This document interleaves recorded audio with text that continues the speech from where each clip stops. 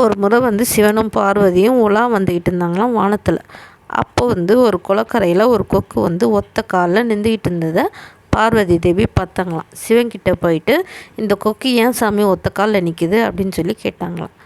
அதுக்கு சிவன் உடனே கொக்கு கிட்ட போயிட்டு, உனக்கு ஏன் என்ன வேணும், ஏன் இந்த மாதிரி ஒத்த காலில் நிற்கிற, சொர்க்கத்துக்கு வரியா அப்படின்னு சொல்லி கேட்டாராம். அதுக்கு கொக்கு கேட்டுச்சான் சிவன்கிட்ட, சொர்க்கத்தில் 1000 மீன் இருக்குமா அப்படின்னு சொல்லி கேட்டுதான்.